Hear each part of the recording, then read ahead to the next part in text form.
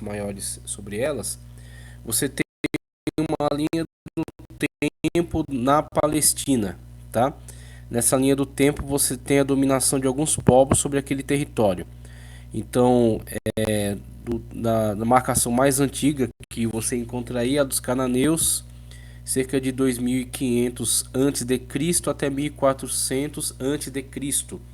Depois ele menciona também um período que é simultâneo aos cananeus, que é o período egípcio, dominação egípcia sobre o território, que é 1580 a.C. a também 1400 a.C., porque durante algum tempo em que havia enfraquecimento no território egípcio devido a conflitos internos entre a disputa que se estabelecia, tá certo, dentro do próprio Egito entre Alto Egito e Baixo Egito.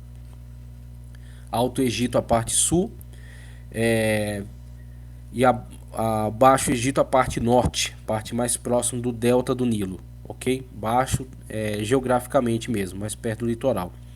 Então esses territórios disputavam domínio. Então o faraó às vezes unificava as duas partes e nem sempre ele unificava. Às vezes ficavam divididos e entrava em conflito entre eles, tá? Então quando havia conflito interno no Egito, essas cidades-estado de Canaã ganhavam uma certa autonomia. Só que elas não conseguiam um maior desenvolvimento porque havia muita guerra entre si. Então as cidades disputavam entre si para saber quem conseguiria estender a sua influência, seu domínio sobre as demais.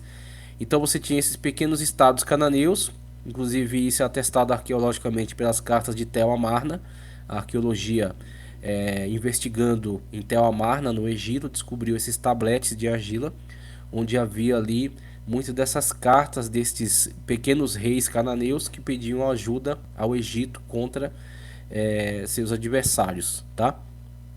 Então havia esses conflitos internos, por isso que durante um tempo houve essa dominação egípcia sobre aquele território, principalmente também porque o Egito utilizava esse território cananeu como um escudo contra outros povos do norte que poderiam invadir seu território.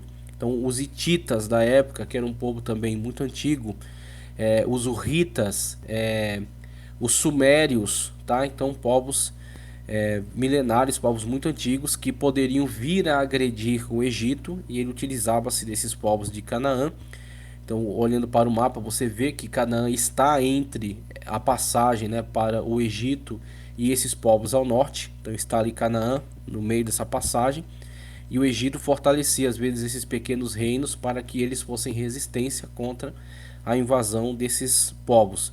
Então, muitas das vezes esses povos conseguiam furar essa resistência e invadir o Egito, como foi o caso dos assírios. Eles conseguiram dominar até o Egito. Os babilônicos também estenderam sua dominação ao Egito, os macedônicos, mas durante muito tempo essa política funcionava. O Egito fortalecia aquelas nações para serem uma estratégia de defesa, tá certo? Os hititas não conseguiram adentrar o território egípcio devido a essa política adotada por eles. Por isso que você vê aí 2500 cananeus, 1580 os egípcios já estão ali exercendo influência. Isso estende-se até 1400, quando os israelitas, tendo sido libertos por Deus através de Moisés da escravidão em que estavam no território egípcio, peregrinam pela terra e, conduzidos por Josué, adentram aquele território, vão combater essa coligação desses pequenos reis que tentam se unificar contra Israel, mas Deus abençoa e eles conseguem se estabelecer no território, mesmo que eles não eliminam todos os povos, mas eles conseguem subjugá-los, tá? Então os israelitas adentram aí o território e conseguem estabelecer seu domínio. Isso segue de 1400 a 722, quando os assírios deportarão as 10 tribos do norte que se denominavam povo de Israel, tá certo? Nação de Israel. Então isso se deu a presença israelita ali de 1400 a 722, quando acontece o cativeiro de Israel, tá certo? Levado pelos assírios. Posteriormente a isso, você verá a dominação babilônica, e aí segue de 605 a 538 a.C., quando a Babilônia vai cair para a Medo-Pérsia. Então a Medo-Pérsia segue de 538 a 330, quando cai para os gregos ou Império Macedônico. 330 a 63, lembrando que em 168, devido à revolta dos Macabeus, esse território se torna autônomo. Então os Macabeus governam sobre aquela região de 168 a 63. Em 63, a ascensão do Império Romano. E aí adiante, você tem o Império Romano de 63 a 324. Posteriormente a isso, os bizantinos, muçulmanos, cruzados, mamelucos, otomanos, o domínio britânico e o Estado de Israel atual, fundado em 1948. E aí já é interesse da história do cristianismo, mas não é mais contexto bíblico, tá? Então a Bíblia Sagrada, nas suas narrativas, ela fornece até certo período, né, informações. Posteriormente a isso, será preenchido pelo estudo da história do cristianismo, tá? A outra imagem que eu coloquei é uma linha do tempo, tá? É um quadro histórico aí mostrando 323 a.C., domínio dos generais de Alexandre o Grande, tá? Em 323. O império foi dividido entre quatro generais de Alexandre: Lisímaco, Cassandro, Seleuco e Ptolomeu, esses dois últimos de maior interesse para nosso contexto histórico aqui, a história do cristianismo e o surgimento do Novo Testamento, né? As narrativas históricas aí do Novo Testamento. Domínio dos Macabeus na Palestina, 167 aqui, é colocado como 167. Então, 68, 67 é a dominação dos Macabeus, quando eles conseguem tornar o território autônomo, tá certo? Então, eles conseguem resistir à dominação macedônica, Seleucida mais especificamente, né? Em 63, as tropas de Pompeu invadem a Palestina, início do domínio romano na região, 63 a.C. Em 44 a.C. morre Júlio César. Em 37 a.C. a 4 a.C., governo de Herodes, o Grande, governo de Herodes o Grande na Palestina. Apesar da perseguição aos judeus, reforma o templo para minimizar, tá certo? Ou para melhorar, né? Trazer uma política de mais aceitação à sua governação, ao seu governo, sua dominação sobre os judeus. Início do Império Romano. Otávio, sobrinho de César, é imperador em 27 a.C. Então era um triunvirato antes e agora a partir de 27 a.C. torna-se um império. Agora é o Império Romano. Em 4 a.C. é apontado a data correta para o nascimento do Senhor Jesus Cristo em carne, aquele que é o Verbo divino pré-encarnado, criador de todas as coisas, humaniza-se e nasce em carne por meio da ação do Espírito Santo, milagre, produzindo, tá certo? Essa gravidez no ventre de Maria, que era virgem. A data é 4 a.C. devido ao equívoco cometido por Dionísio Exíguo, que foi incumbido pelo Papa de fazer essas aferições de datas e estabelecer esse marco histórico. O marco histórico não seria mais... Os gregos usavam as Olimpíadas, os romanos usavam a ascensão de determinado imperador. Então, na última marcação de datas, estava sendo usado o governo de Diocleciano, que foi um terrível perseguidor do cristianismo.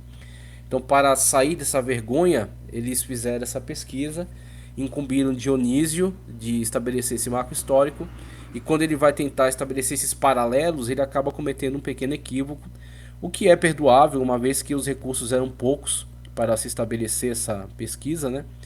Então, com o pouco que ele tinha disponível, ele conseguiu estabelecer esse marco histórico com esse pequeno lapso temporal. Então, 4 anos de erro aí é pouca coisa dentro de uma vastidão histórica, né, que está sendo examinada para isso. Então, posteriormente, ao fazerem a pesquisa da data que ele tinha estipulado, perceberam o erro.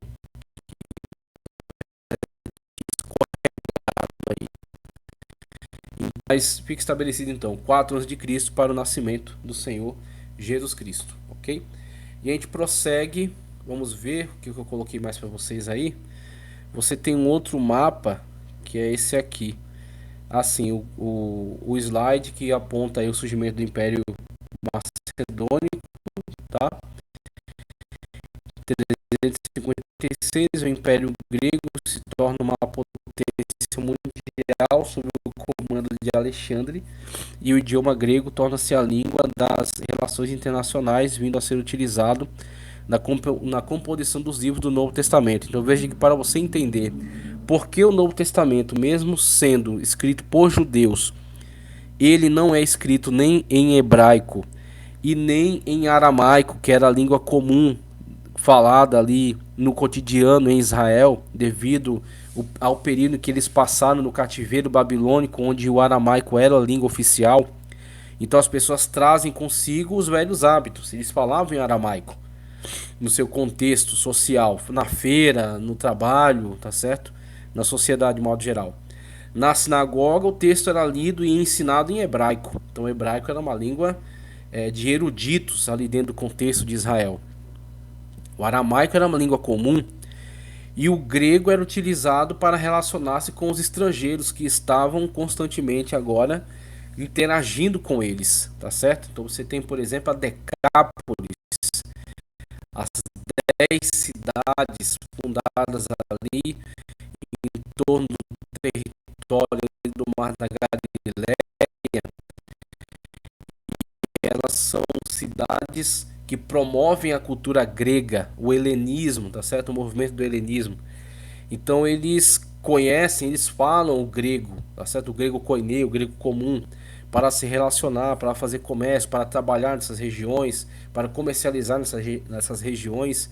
Então você tem aí o contexto da época e o entendimento do porquê o idioma grego torna-se tão relevante, tão importante a ponto da Bíblia Sagrada ser escrita no Antigo Testamento,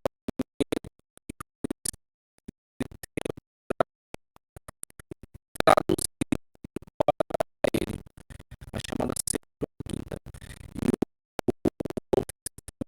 foi escrito nele, foi escrito todo em você tem aí em relação a esses fatos. O próximo é um mapa territorial da Macedônia, vendo lá nos povos, vai por todas essas regiões, estendendo-se a Egito, Turquia, Líbano, Israel, Síria, Iraque, Irã, Azerbaijão, Turcomenistão, da atualidade, né? Esses países não existiam na época.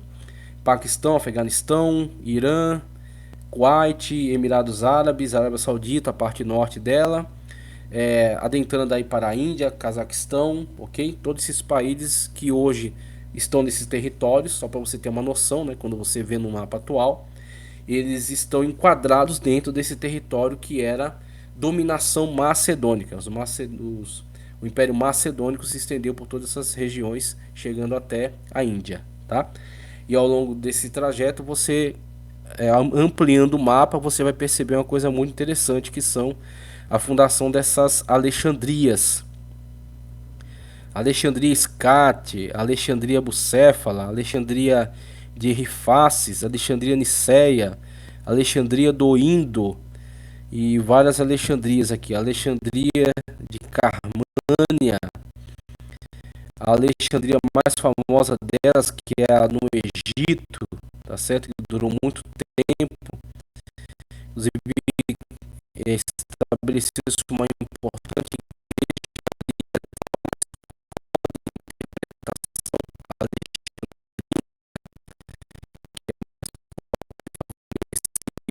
alegoria da Sagrada Escritura, Alexandria Susiana, são cidades que atendem a esse programa político de Alexandre Magno de difusão da cultura grega pelo mundo. O idioma, a cultura, a filosofia, a mitologia, os esportes, ok? Então você tem essas Alexandrias encarregadas aí desse papel. E aí o slide que encerra aqui esse assunto, ok? Passando para a ascensão do Império Romano, Você tem um mapa aí que mostra. Esse mapa, ele é um mapa que sucede aquele, tá certo? O domínio macedônico, com a morte de Alexandre, aquele domínio vai se tornar isso aqui. Essa divisão entre Ptolomeus, Seleucidas, aí tem Cassandro e Lisímaco, que ficam restritos a pequenas regiões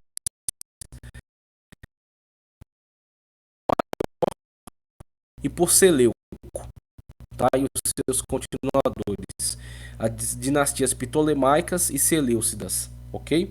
O amarelo são os ptolomeus, que estão principalmente no Egito. Os seleucidas vão da Turquia ao Irã, adentrando aí para o Cazaquistão também, passando por Síria, norte da Arábia, essas regiões aí que hoje é o Iraque, Irã,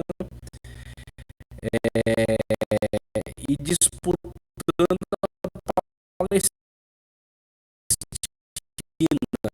Então, ele é a Palestina, é o território de Israel. E quando os Seleucidas conseguem estabelecer seu domínio sobre Israel, eles adotam uma política agressiva de implementação do helenismo. Isso dará motivo ao próximo mapa que surge, que é períodos da história da igreja, para você entender, né, como é que esse contexto histórico foi construído.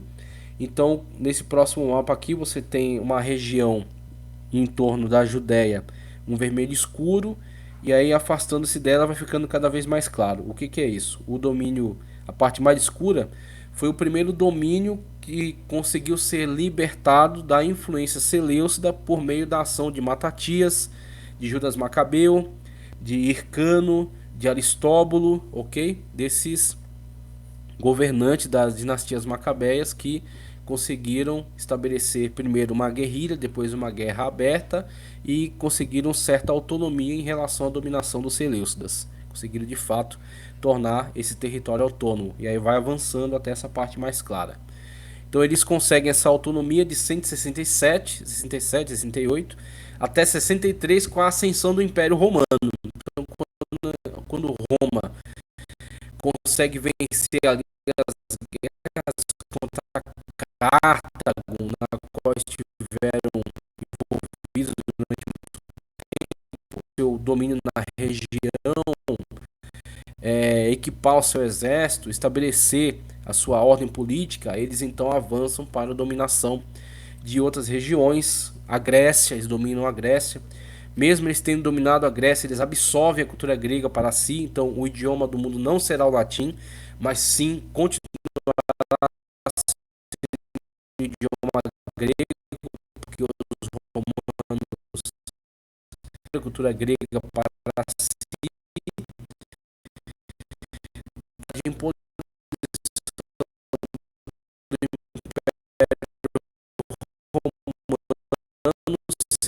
será chamada Pax Romana. A Pax Romana é o estabelecimento da política romana sobre os povos. Então os povos serão pacificados, eles estão subjugados ao Império Romano. A lei romana é superior à lei de todos esses povos, né? Ela é colocada acima da lei desses povos, mas os povos que estabelecem paz com Roma, ou seja, que aderem à Pax Romana, eles são autorizados a manter uma certa autonomia, tá? Então eles têm um governo próprio, eles têm suas próprias leis, eles têm sua própria cultura, mas tudo isso subordinado ao Império Romano. Pagamento de tributos, respeito das leis romanas acima das suas e a presença de um cônsul romano que está ali, semelhante ao que era o sátrapa da série dos persas. Tem o cônsul romano que está ali observando toda a movimentação, todo o cotidiano deles para impedir qualquer tipo de insurreição, tá? Então você tem Pôncio Pilatos, que está ali como cônsul romano, mas você também tem Herodes, que é um rei local. Primeiramente, terrivelmente odiado pelos judeus, ainda mais porque ele era muito cruel, matou inclusive muitos dos seus próprios filhos, e aí posteriormente alguns dos seus filhos conseguem chegar ao poder. Aí você tem Arquelau, tá certo? Outro Herodes consegue, Filipe consegue chegar ao poder sobre algumas regiões destas, mas Herodes foi muito violento, inclusive com sua forma tão extraordinária que consegue ganhar a simpatia dos judeus. Ok? Então você tem o fechamento desse período macedônico e a entrada agora ao período romano de fato. Essa será então a página 11 da apostila, tá? Na apostila você tem o parágrafo que diz, página 11: o movimento histórico subsequente ao Império Romano, que por sua vez sucede ao Império Grego, mas que a partir de 37 a.C. se tenha figuras como Pompeu, Crasso e Júlio César em um governo sob a forma triunvirato, entende-se como tal período que vai de 27, quando Rômulo Augusto é destituído pelos bárbaros. Se tem aí toda a extensão do chamado Império Romano de fato, tá certo? Quando o Império Romano ele está unificado debaixo da autoridade de um imperador, ele prossegue até o período de 476, quando Rômulo Augusto, o mais fraco dos imperadores romanos, já não terá qualquer tipo de poder ou influência ou capacidade militar, confiará inclusive a proteção de Roma a certos bárbaros que eram aliados, até que estes, quando deixam de ser aliados, se juntam a outros bárbaros, invadem e destroem Roma, saqueiam Roma e põem fim ao Império Romano do Ocidente. No Oriente, do Oriente. Por isso que Daniel havia visto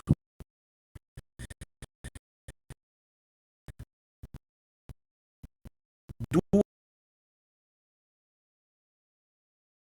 destituído pelos bárbaros.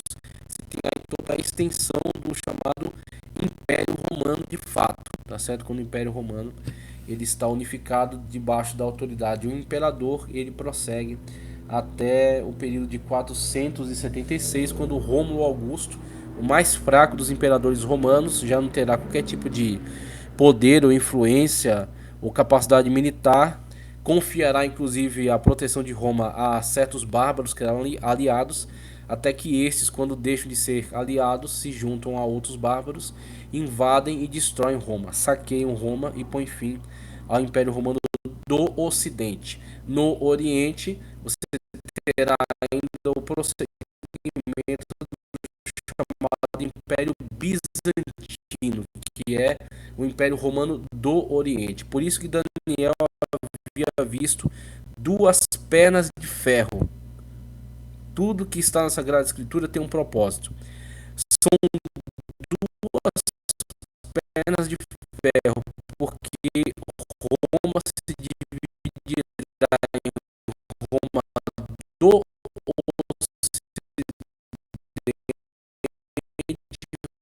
Roma do Oriente.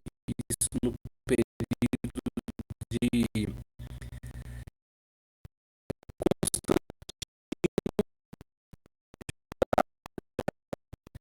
quem implementou não foi Constantino, mas Constantino, quando chega ao poder, já está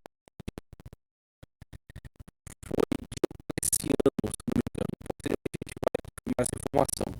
Mas se eu não me engano, foi Diocleciano quem implementou essa política de dividir Roma em dois grandes setores e tentou implementar um chamado quadrumvirato, tá certo? Quando haviam dois Césares e dois Augustos. Esses dois Césares chefiando um Roma do Ocidente e outro Roma do Oriente. E esse Augusto era seu subordinado, chefiando parte daquele território do Ocidente e outro parte do território do Oriente, e assim poder oferecer uma defesa melhor das fronteiras. Isso não funciona. Quando Constantino chega ao poder, ele põe o fim nisso aí e novamente tenta unificar Roma, percebe que isso não será viável, então ele se estabelece na Roma do Oriente, fundando sua capital na antiga Bizâncio, tá certo? Que é um ponto de contato entre a Europa e a Ásia, apenas um pequeno estreito separa entre as duas e a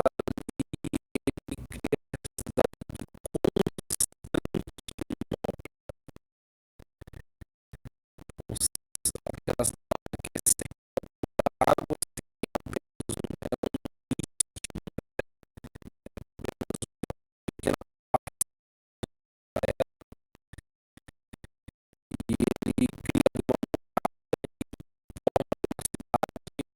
uma defesa muito mais fácil do que a cidade de Roma. Então, isso tiverá daqui a pouco. Então a gente já tem o período já do Império Romano.